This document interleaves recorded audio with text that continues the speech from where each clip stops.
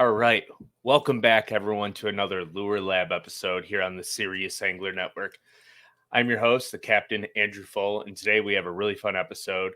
We have Mark Menendez coming on. We're going to be talking about little 2-inch crankbaits. And the one I have here in my hand is one of my absolute favorites. This is a Neon Bluegill by Strike King in the 3XD series.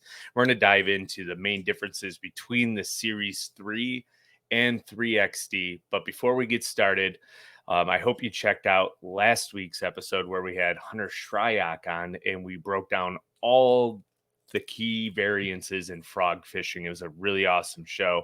So after you're done listening to this one, I hope you circle back and listen to the one with Hunter. And in the future going forward, we have a lot of really cool episodes lined up. I'm not going to hint at them until they're about to come out. So just stay tuned and stay with us. And we hope you enjoy the show. But so I don't ramble on here, let's get Mark on. What's up, Mark? How you doing tonight? Doing well tonight, Andrew. How about you, bud? Not too bad. You guys just had some crazy storms come through in the last couple of days, haven't you? It seems like every fourth or fifth day, the sirens are going off. Weather alerts are coming, but fortunately, we've been really lucky, and it's gone above us and it's gone below us. So we have been really fortunate. We've had enough bad weather in our area. Yeah, I know there was that real devastating tornado a couple of years ago that went right across Kentucky and Barkley, right? I fished that day. Oh my gosh. It was the strangest day, Andrew. I didn't get a bite till 1 o'clock. And in an hour, the Murray State bass angler and I that was fishing with me, we caught 20 smallmouth from 1.5 pounds to 4.5 pounds. And at 2 o'clock, it was like there was not another fish to be caught. And so we hurried home and got home about 4 o'clock and started watching the news. And it was just devastating what that tornado did. And took some kids and went to an area on Barkley.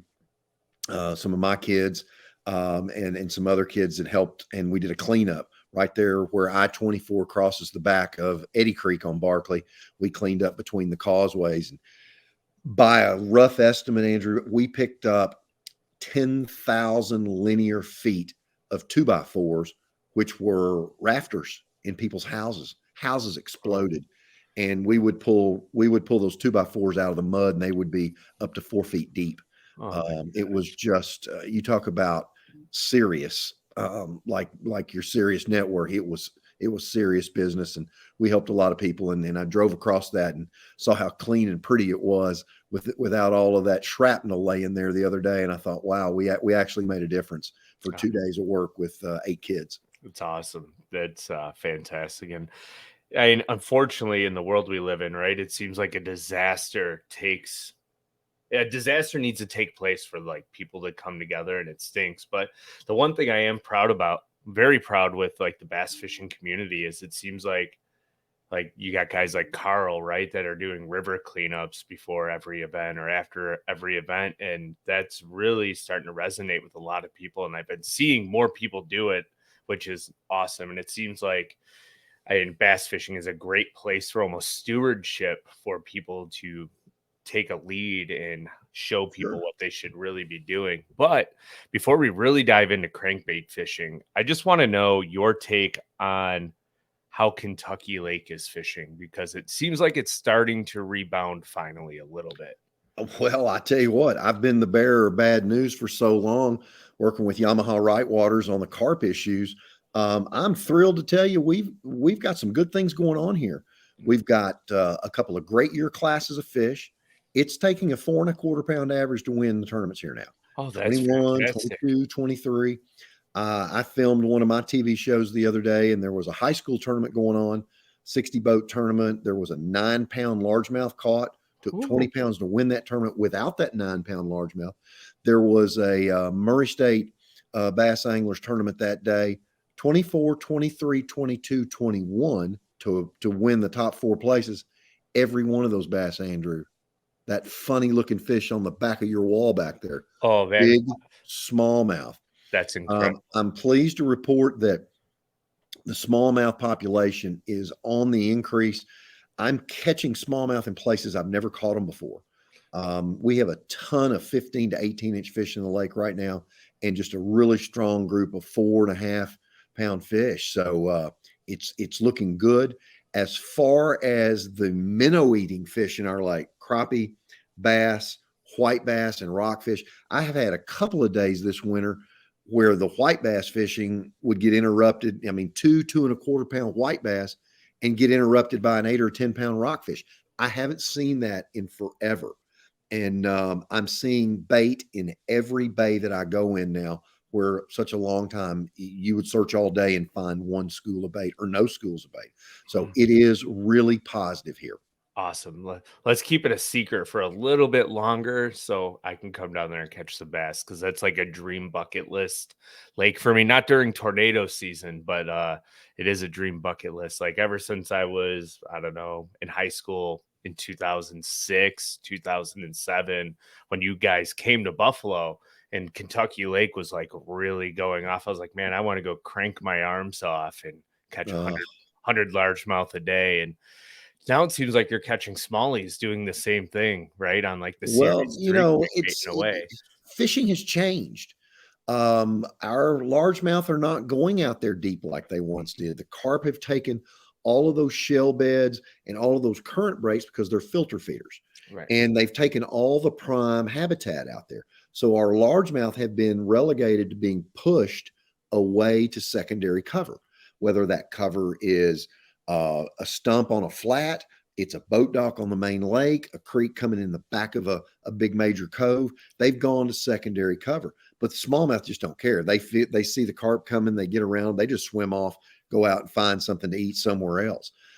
So it is different, but it is good to see the numbers of bass that we have. Our spotted bass population is starting to kind of come back too, That's which is really good. a lot of people really didn't realize this back when I was a young man, back in the early 80s, and we had tournaments. It was not uncommon to see a 5.5 or 6-pound spotted bass here in Kentucky. A lot of 4.5-pounders. So we're And seeing a those are few of those come back. Kentuckys that are 4.5 pounds. They're not Alabama spots, right? They're Kentuckys. They're that little teacup mouth Yeah. and then that big belly and just ferocious little. It's our state fish, but I'm seeing those fish come back too, and that brings back a lot of fond memories. That's beautiful thing. So, not to cut off the Kentucky Lake talk, but I've been seeing a lot of posts on your social media as of lately with like this little guy in the red color in like a series Oh, 3, right? firecraw. Yeah, Yeah. this one has caught more 6-pound smallmouth for me in the fall and spring than probably any other bait. So I figured, why not get Mark Menendez on here and talk about like the series 3 and the 3XD, because it holds a special place in my heart. And it just seems like every time I see a post come up for me, it's one of these crankbaits. So I figured I'd pick your brain a little bit more. So can we dive right into it? Are you ready? Let's go. Perfect. Let's So go. first question I have for you, I don't have any series 3s with me, but what is like the major difference between the 3 and the 3XD? Well, the 3 is an older bait. It's a bait that's been around a very long time. And the uniform thing, Andrew, about the 3 is the shape of the bill. And the shape of the bill is just like my thumb. It's rounded. And what that does on a Tennessee River impoundment, what that does at the harbor there in Buffalo, what that does on the Niagara River, and what it does for me at Clayton is it allows me to crank that bait through rocks. And that rounded lip causes a deflection. It doesn't allow that bait to get jammed into the rocks. It hits because it's rounded, it deflects, it goes around it. How many times have you been winding a plug and it's hitting the bottom and that crankbait is bouncing on the bottom and then all of a sudden it does something funny and the next thing you know, you're locked up. You've caught one. That's our job as a crankbait fisherman, is making sure that that bait is hitting the bottom and doing something abnormal. You know, we've been on here 10 minutes talking and I hear the tone of your voice. It's very laid back. I'm a laid back guy. But if I reach down and grab something, throw it like that, well, that gets your attention. Right. And that crankbait, when it's bouncing across the bottom, is interesting to a fish. And he'll actually kind of get behind it and kind of do the NASCAR while that thing is bouncing. But when that crankbait goes out like this, he goes and gets it. So that's what we have to do. And that's what we have to mimic. Something abnormal in nature, and that's what makes those fish bite that bait. That little bait is a 6 to possibly an 8-foot diver if you're using 8-pound test line with it. I throw it a lot on 10 and 12, so I'm really using it in that 5 to 6 foot range. Within your part of the world, you have to be so concerned with zebra mussels. So I would beef up that line to 10 to 12 instead of the 8, just for the convenience of having a little bit stronger line. But it is that size, it's the tightness of the wiggle. It's not a wobble, it's a very tight wiggle, and it's a great compact size that mimic your crayfish perfectly in your part of the world. Yeah. Now, so that's the series 3. What, besides diving deeper, like what? Because the 3XD still has that thumbbill shape, but they changed the shape of it slightly from the Yes. series 3, right? So can you kind of talk into the bill and the reason why they designed the 3XD bill the way they did? So the XD series is designed to dive deeper with less effort. So what it does to the action, it's the basic same size body as the Series 3, but the 3XD has a little bit even tighter wiggle, which is better in clean water and in cold water. And that's probably why you have such confidence in that bait, in that crayfish colored bait in the late fall. Mhm. It's a very tight wiggle, yet it's an 8 to 10-foot diver. What I like about it is if I'm on a lake that's got a natural weed line, and that's out there in 8 to 12 feet of water, I can get that XD bait closer to the bottom than I can the Series 3. That XD bait, it's taken me some time. I am so fond of the Series 3. I mean, it is my It's go-to. hard to change old habits, right? Boy, it is. And we fishermen, we die hard on old habits. But that bait has helped me make classics. That bait has helped me catch some of the biggest fish I've caught in my career. I've won several big fish awards with the Series 3, and it's just a fish catching bait. Not all baits are really, really good fish catchers, and I just find that one is one of the most supreme baits in my box. The 3XD being that little bit deeper diver and that little tighter action, I felt like it kind of limited me, Andrew, in when and where and what. But I'm learning more and more when I need that diminutive size, either in a river system where the bait never gets as big as it does in a static lake system, or smallmouth or spotted bass that prefer those smaller baits. Doggone, that little thing will hold its own. It is time too. Yeah. Now, I know you are with Team Strike King and you don't have to you can plead the fifth here completely all you want, but another bait, and I just want to throw this out there for our viewers, another bait that I've grown really fond of, and it stinks that it's $22, and I'm sure you've seen it, is the OSP series. And they basically did the Ah, same exact thing, right? Like Toshinari, you can see Namiki-san. you can see how this thing has just been absolutely obliterated. I have another one in my box up there that has literally no paint left on the side, and they virtually did the same thing. And this is the DR in like a chartreuse color, and these Sure. things absolutely catch them. But the main thing that I wanted to point out is, and this is why I think it's such a good bait as you're talking the smaller profile, is they're both 2-inch baits, and they both Yes. have that tight crisp wobble to them that they deflect great. Another aspect we can talk about on too is how well they actually cast for how Yes. little they are. They sure do. And you know what's funny, Andrew? Toshinari is one of my best friends in the entire world. Mm. And I had a hand in naming the company OSP, Osprey Spiritual Performer. Oh, We that's cool. we you know we've had many dinners together. We spent a lot of time. We used to work together on tour, and he makes a great bait. But what both of the baits have is the ability to make a distant cast. One of the things that small baits have a tendency to do is they have that dying quail action, and they'll spin when you cast them, whether it's on a spinning rod or it's on a bait casting reel.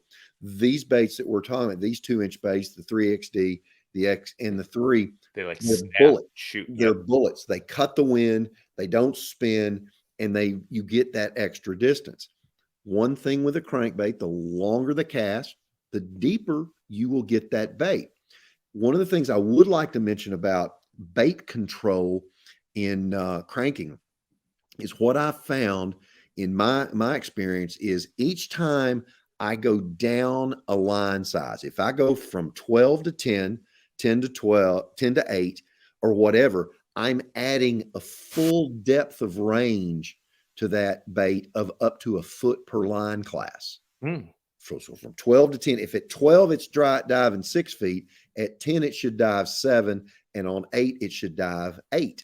So the thinner the line, the more depth you get, and the better action you get on lighter line. You have less resistance in the water. And that again helps with your casting distance. Lighter line will throw further. I'm not opposed to cranking either one of these baits on a spinning rod. I like to crank a crankbait on a spinning rod.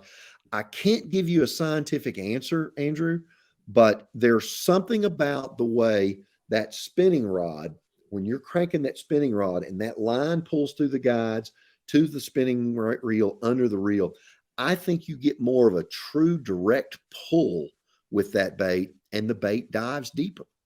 And I wonder too, like when you spin the reel on a spinning rod, a lot of times it causes your opposite hand to lift slightly. So I wonder if it causes the bait to kind of rise and fall like minutely through the water column. It could change that bill angle just a hint, but I feel like I get better depth control with it on a spinning rod. Now, I can't say that when I'm throwing a 6XD or a 5XD. Right. That's a bigger bait. It's bulkier. It's harder to throw with a spinning rod. On a spinning reel, if I had enough line, I could throw it from Paducah, Kentucky up to Buffalo. I think I could. But you just don't have the control with the bait like you do with a bait casting rod and reel. But these small, little, subtle crankbaits, spinning reel may be a great option, especially in cold water. Don't be afraid of these little baits in cold water. Bass in cold water, they're sight feeders. They need clear water to address the bait. The hardest thing that we have to do is fish cold water, but cold, muddy water, you should probably go do your honeydew list instead of going fishing. Toughest conditions we face as bass fishermen. In your part of the world, you don't get a lot of color in the water. You get some milked up a little bit from wind or a little current or maybe a flush out of a major river up there, but not a lot. So in clear cold water, don't be afraid to throw these little baits with light line. Go down to 6 if you have to. A cold water bass doesn't pull near as hard as, let's say, a steelhead does. And it's always a lot of fun when one of those shows up. Oh, they do. or a big wild looking owl linder that weighs 8 pounds and a big white tail on the bottom, a big walleye. Yeah. So don't be afraid of that light line with these little baits. I love it. So now, as we're talking about light line and stuff, I want to kind of segue into our next question here. And we're talking about cold, clear water, and we'll kind of start there. But I want to know what like your go-to 3 colors are, or a couple colors. It doesn't even have to be limited to 3, but like, what are your go-to colors in the Series 3 and 3XD? And I mean, you could expand on it if you want, going for like cold water to warm water, or you can just be general with it. I've got my box in my mind here. We have a new color called Fire Crawl, and that one I just got my hands on them about 6 months ago. So this is the first full spring that I've had to fish with them. If you go to my Instagram page, Mark Menendez Bass, and scroll through there, you can see I've got one that's been trashed by all the smallmouth that I've caught this last couple of weeks. That's a really unique color. It is a fluorescent color with a little bit darker back with a great craw pattern on it. Fluorescent red or reds this time of year, I can't give you any scientific reason, Andrew, but bass really react to them well on the coming out of late winter into the pre-spawn period. I don't know if the crayfish turn reds, whatever they do, that's a really positive color. The one that you have right there, the other crawdad color, that's an awful good one. And I have my own special color series that is a distributor color through Pittman Creek. There's one called Moongill, and that is a splatter-backed khaki bluegill color that is the smoothest thing, and it looks like a perch in your part of the world. I throw it up there. I throw it exclusively on the Series 3 up there. But Moongill is another one that is one of my absolute favorites. See, I like this one for largemouth, the neon bluegill, but I mean, And it's it's not such a really color. that much different than that one. Mine is a little simpler pattern than that. So it kind of mimics that color pretty well. Awesome. And then do you have any other ones or like specific watercolors, like a muddy water color Yeah, I series 3 you do. might I like? do. There's a Series 3 called a Ghost, and it is white and it has red eyes. And I don't know what it does here on the Tennessee and the Cumberland River in the early summer. Dude, it's the only one I can get bid on. But it is a solid white. Um, the other color I like, it just escapes me right now. Oh, and another one in clean water. I like oh, what is it called? It's chartreuse shad, which is kind of a very pale lavender, almost translucent, like Toshi's bait you showed, with a little chartreuse stripe through it. Dude, I have loaded the boat on that one in clean water. I like it. One of my I don't have it here. It's actually I lost it last fall, but I stink at reloading up on baits until I need them like 3 days ago. I always used to catch smallmouth when I couldn't get them on like this orange belly crawls. I throw them everywhere. Was Mm-hmm. the pure white one with the chartreuse belly, Belly, yep. especially with smallmouth. I feel like in really clear water when it was sunny and like no wind when they shouldn't be eating a crankbait, I could get them to follow it because of how Mm-hmm. bright it was. Sure, And you would sure. get they would always be hooked on the outside of the mouth like they bumped it, but I just seemed to catch really big fish on that color as well. It's an oddball. It doesn't make sense in clean water, but sometimes that non-natural look that those fish can see at distance is what it takes to get them to come chase a bait down. Absolutely. So, I mean, once again, I'm gonna give you the option to plead the fifth. Strike King baits when they come out. I personally don't like the hooks that are in the stock packages. So I want to ask you if you change out the hooks on them and what style of treble hook do you put on and maybe even the size? Are you a round bend type guy or are you going like a triple grip EWG hook? And when Dude, would you go from a round to an EWG? you Based on know the way they're that biting. that comes real personal with different people. And what I've found with the Series 3, I go to an EWG Magic Eye number 6 Gamakatsu. It's a little heavier diameter hook, so it holds the points better because I'm cranking that Series 3 on rocks all the time. And for whatever reason, I find that when a crankbait is on the bottom and bouncing and that bass comes down on top of it, that EWG hook gives me a better hookup. So many times when I'm throwing the 3XD, I'm not even really hitting the bottom. I'm paralleling that weed edge. I'm throwing it over a brake line on a flat, kind of like up there just before you get into the Niagara River on the Canadian side of Buffalo, right in that area. I'm fishing a depth zone, and when I'm doing that and having the fish come from the bottom up on the bait, I like a round bend number 6 Gamakatsu. I like it in a heavier wire than just the regular bronze hook. So with that in mind, bouncing the bottom, I found that my hookups are better with the EWG on the Series 3, and with the 3XD, I like the round bend number 6s. It's very interesting. I'm almost always, for whatever reason, when I crankbait fish a round bend guy, for whatever reason, I've never gotten into like the craze of the EWG hooks. And like you're saying, it's all about confidence, right? Like, but it makes sense to me, like when a bass comes down and pounces on the bait, that EWG just has more grabbing power. So that might help get them in a way that they're not going to come undone. Because I Yeah. do lose fish with a round bend hook. I just, for whatever reason, I like Well, round bends more. I learned this at a tournament we had at Lake Martin years ago, and I was throwing an out of date color, bleeding Series Oh, I 3. remember It was those. the old brown and chartreuse one, which was kind of a yellowish color, not really chartreuse. And I had run out of round bend number 6 gamakatsus. And I said, well, this is all I've got. I don't know about this. And those spotted bass there in Lake Martin are so notorious of really being hard hitting baits, like your smallmouth. I was fishing in 5 to 6 feet of water on bluff corners, on main lake points. And the first one I get, the fish hits it and it eats it. And it's got hooks all in it. So I don't know if when they come down on it, that bait turns and rolls, but it had him by the bottom of the lip. And I have been that way ever since. It's been 6 or 8 years ago since that tournament. And that number 6 on the Series 3 is what I put, that EWG number 6. Haven't lost many fish with it since. It works. Don't change what works.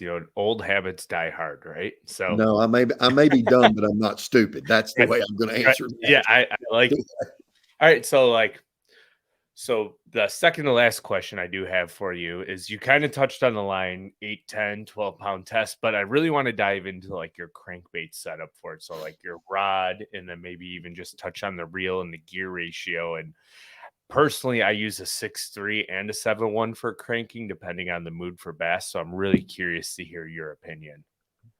Well, I can cast the bait longer with a longer rod.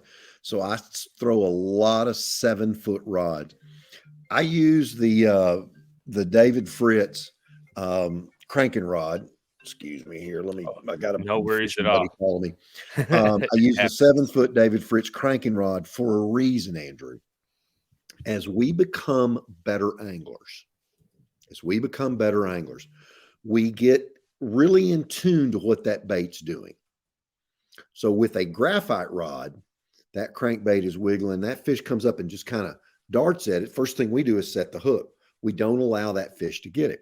So with the years and years of experience that I have, I need to deaden my feel when I'm winding that plug. So that composite rod, which is a graphite glass mix, gives me 2 things. A, it deadens the feel to my hand. So when I'm cranking the bait, the fish eats the bait. I really don't realize it as quick, and he gets the ability to eat the whole bait, and I get better hooks in him. And then that composite rod has a better bend to it, more of a moderate action. I want that crankbait rod to fight that fish in a sea.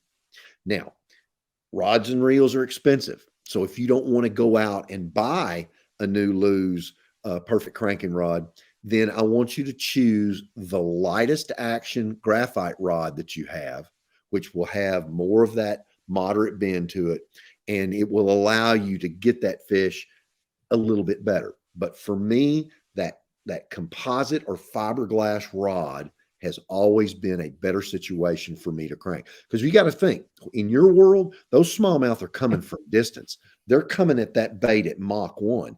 And if my crankbait is coming at Mach 1 this way, it's a metaphysical collision that little small treble hooks don't catch them real good if you are very quick to set that hook. So that's what I tend to use.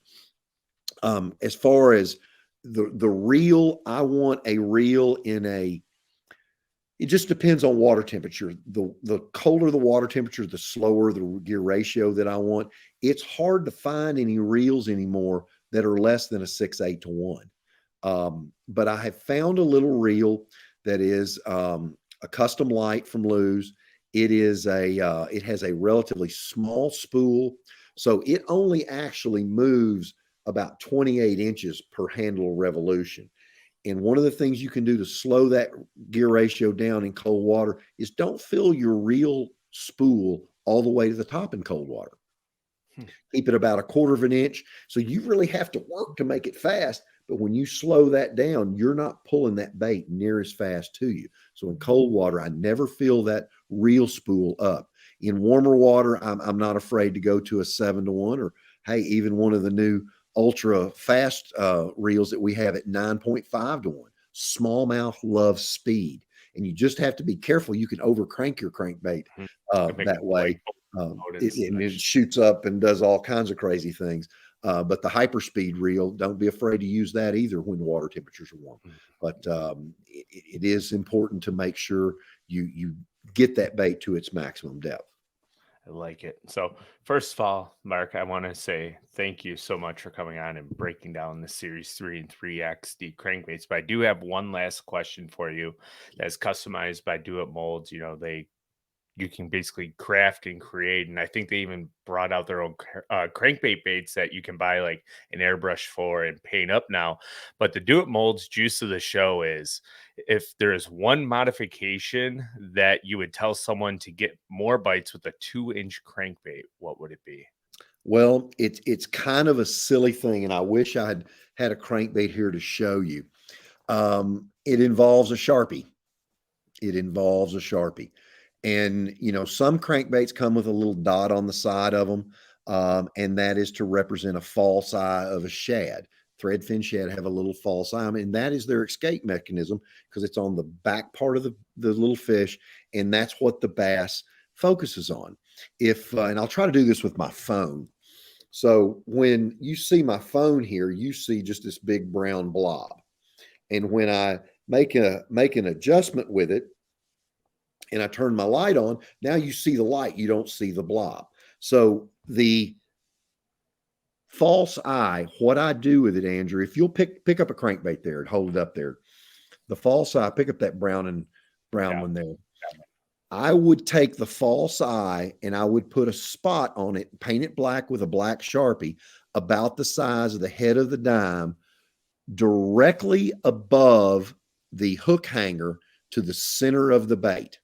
And So, why I want to do that directly there, above, right there, I want it right above the center hook, the hook hanger in the middle of the bait. And what that does is that becomes a focal point for that bass. Doesn't matter the color. It's always better when you have kind of a flat color, like a chartreuse and black or the chartreuse shad or something like that. Something like that. Yeah. Exactly. So when you put that black dot on that, that becomes the focal point. And having it just above that front hook hanger allows for better hookups.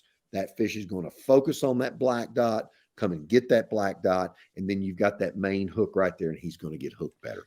I've done that for eons, Andrew, and I promise you, it doesn't get me more bites. It does not get me more bites, but the bites I do get, I land a much higher percentage of the fish on that bait, just like that. It does lead me to one more question. I apologize. Have you ever played around with other colors than black, like tried a red dot or a chartreuse dot, or is it always just black because of the false eye? It's a hell of a lot easier to go find a black Sharpie. It is And fair. I'm the laziest man in the world. I haven't played with any other colors like that, but I want it to be so definitive and so bold that that's what they see. So the black does well in clean water, it does well in murky water, and it does well in dirty water. Love it.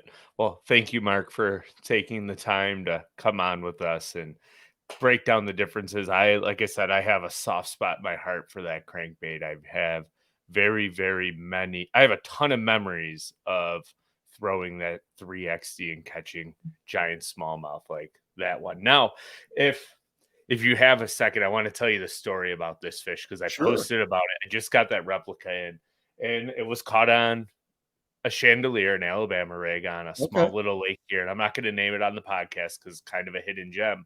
But I should go grab it. But that smallmouth is actually blue. Huh. Yeah, hold on. I'll grab it. Just give me 1 second so I can show you a little closer. Sure.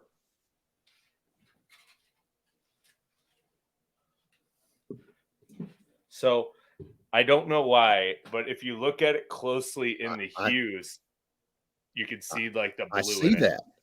It was craziest fish. I hooked it and it came up and I was like, is it a walleye? Because it was almost white when Mhm. we got it in the net in the tournament, and Bailey was with me, and we pull it out of the water and put it in the boat. I'm like, that's a blue smallmouth. It was the craziest thing I've ever seen. And upon talking to people, the only reason why they think that it has a blue pigment in it is because it's purely an alewife eater, and something to Huh. do with the it happens to like salmon and steelhead and stuff, but there's like a certain not toxin, but like a chemical reaction that Sure. happens with some fish when they eat alowives that it'll actually change like their skin pigmentation and stuff.